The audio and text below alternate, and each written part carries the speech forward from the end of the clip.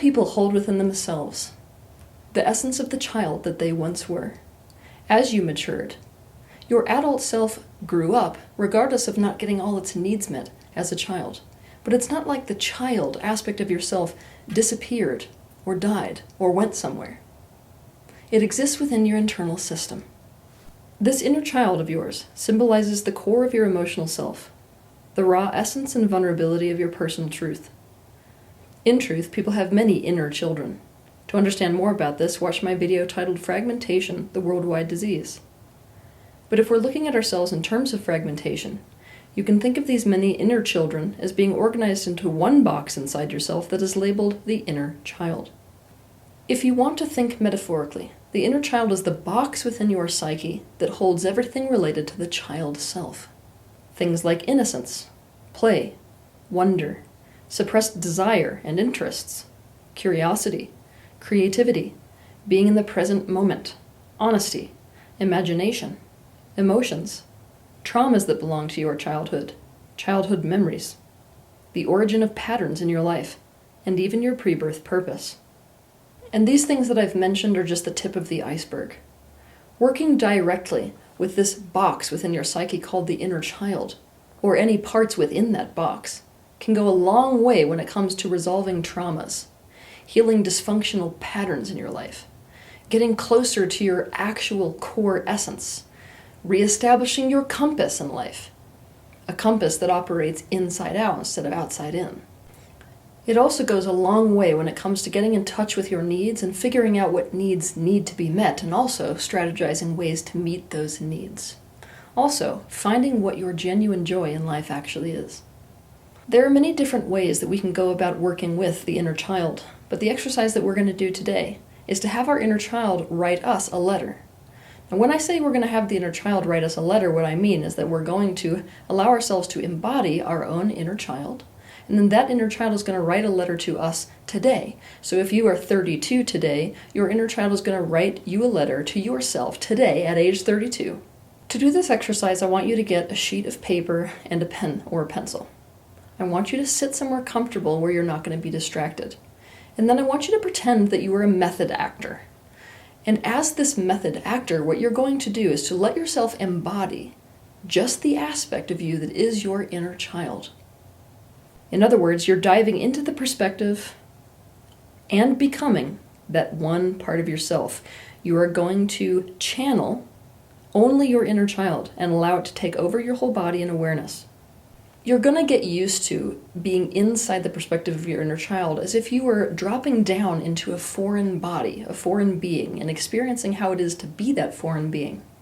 Consider things like, what do I feel like? How big or small am I? How old do I feel? Where do I feel like I am? Essentially, to begin with, you're simply becoming aware of it without asking it to express or questioning it. From there, you can let yourself, as the inner child, write or speak. Some people prefer to speak and record themselves doing this, but most people find the most benefit by writing as the inner child. I want you to remember that if you have a hard time doing this, that you may switch hands so that you're writing with your non-dominant hand. No matter how messy your handwriting is, it doesn't matter. Your non-dominant hand is the most connected to your subconscious instead of conscious mind.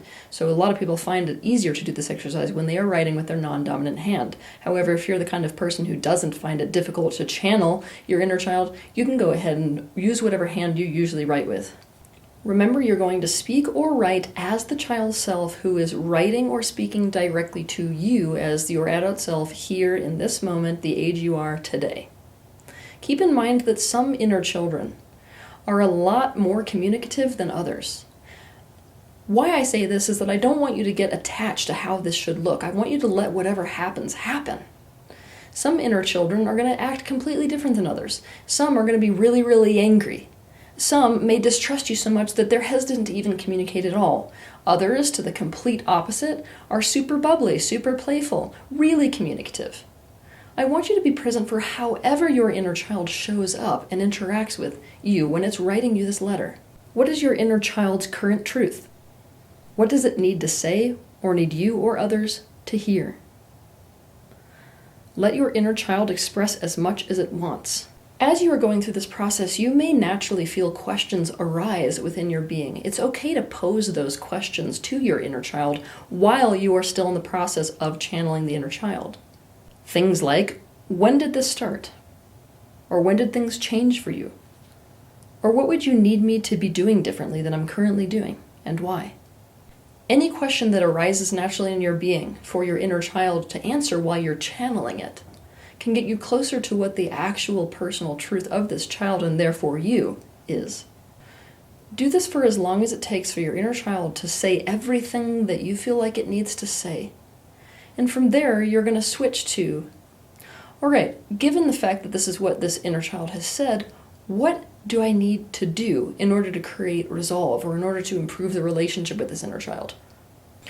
To do this, of course, you're going to have to come out of the perspective of being in first-person perspective of your inner child.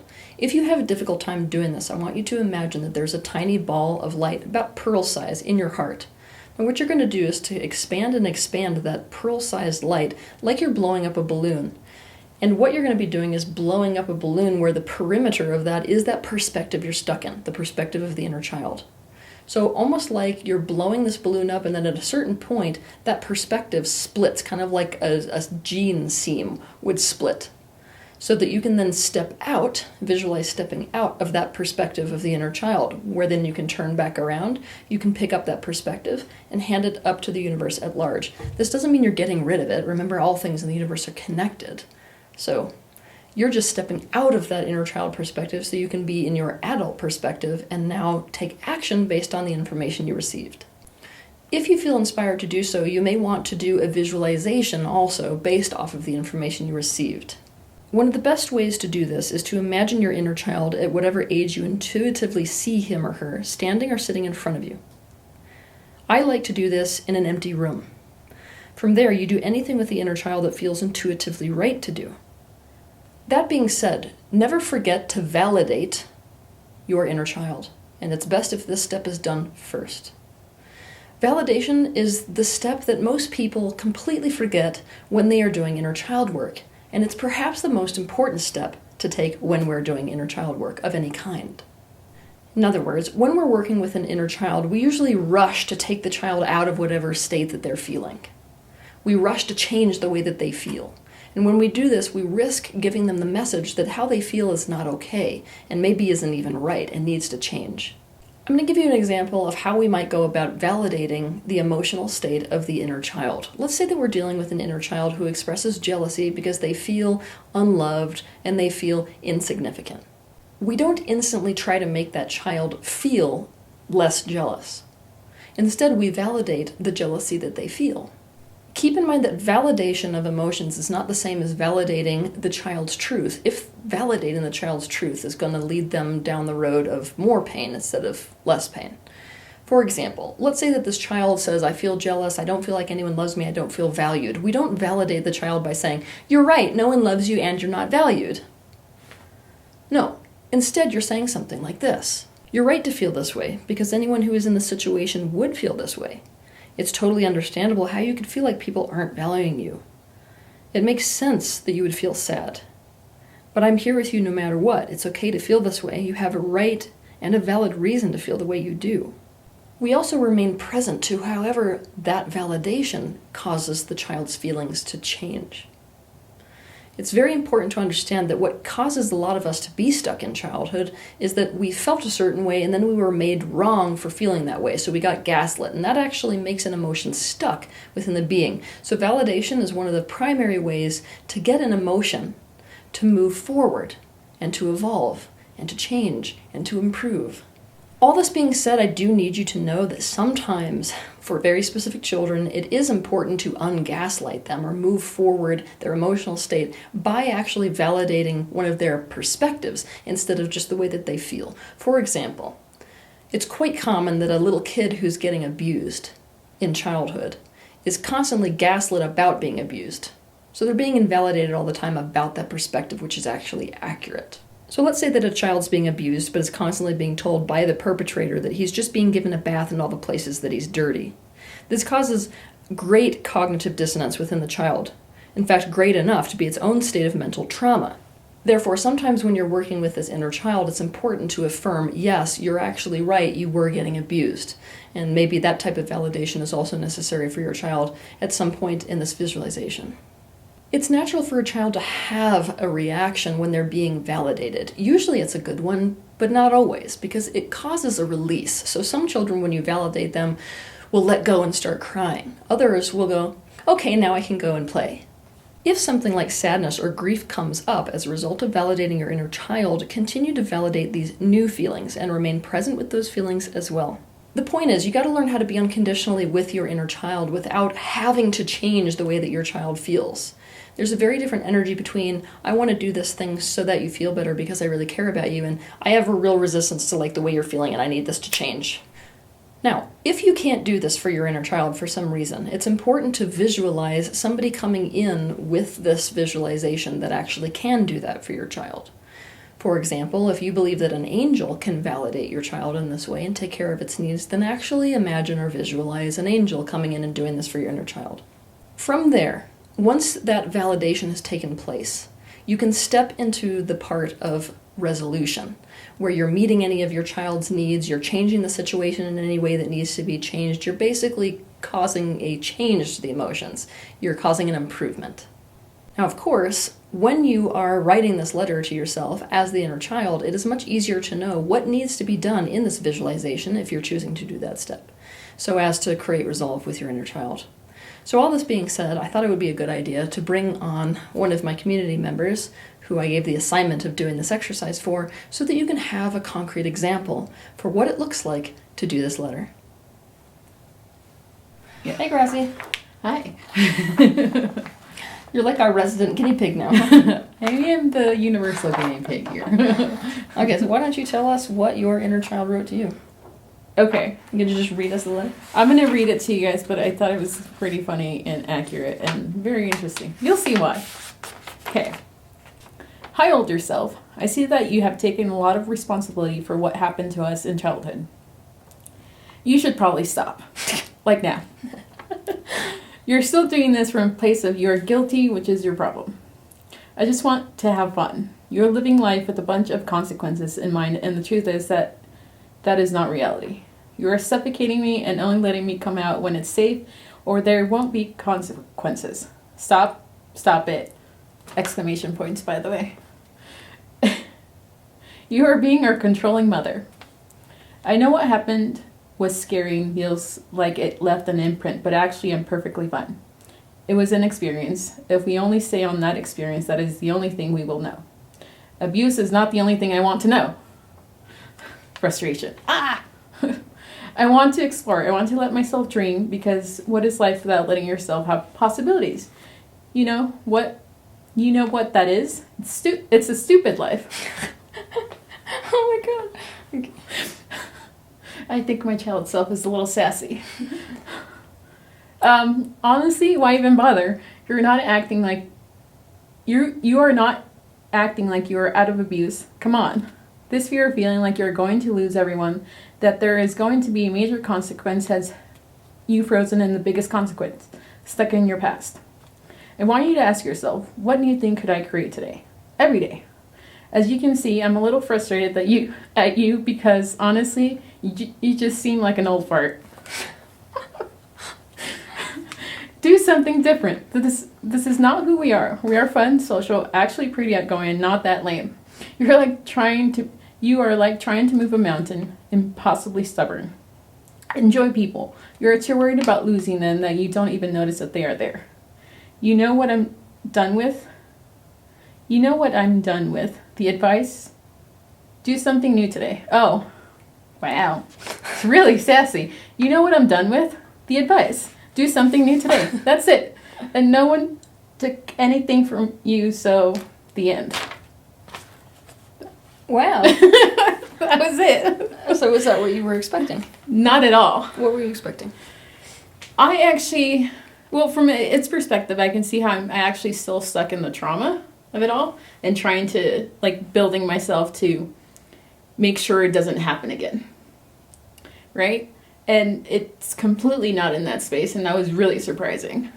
I thought, I was going to get a little child that was scared and crying, and it was like, no, you're actually crazy. So based off of the information that you received in that letter, are there any changes you feel like you need to make, or needs you might need to meet, or? Well, in one way, it kind of made everything really like, okay, I'm actually not in the same reality. I'm in an illusion, so it made everything less scary. But it just seems like I actually do need to have more fun. Okay. Yeah. Okay, so what are you going to do today to have more fun?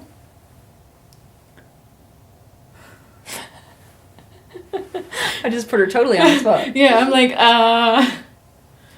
Can that be what you're thinking about right now? That's what I need to think about, because I feel like I'm so used to thinking, even just thinking, that, A, B, and C leads to I'm safe. Mm-hmm. That I have no idea actually how to think outside of that. Okay, so that's your assignment right now. Yep. You're thinking outside of that box, and you're going to figure out what you need to do to have fun today. Thank you. Graciela has been doing so much internal work for so many years and developed enough of a relationship with her internal child self. What you just got to see was a child self that feels comfortable enough with the adult self that it's able to be super sassy. Don't be afraid if your inner child does not sound anything like that. If your inner child is sad, if it's grieving, if it's terrified, it's totally fine if that's what comes out. I want you to be present with whatever your inner child is saying to you. After you do this exercise, given the information that you receive from doing it, is there anything that needs to be done? Is there any resolve you need to create? Are there any changes you might need to make? Do you have a need that you need to find a way to meet? Do you need to embody any of the suppressed aspects of your inner child in your adult life? Do you have any childhood interests you might need to pick back up? To make the most of this exercise, you're going to want to make any changes that become obvious to you that you need to make as a result of doing this exercise. And don't forget that you can do this as many times as you want. In fact, periodical check-ins with your inner child can go a long way towards your personal health. And remember, the better your relationship is with your inner child, the better your life will feel. Have a good week. If you liked this video, be sure to share it, like it, and also subscribe to my channel so you can see more content like this. But I want to personally thank you for taking the initiative and having the bravery to step into this space of awareness, not only for yourself, but for the benefit of those around you.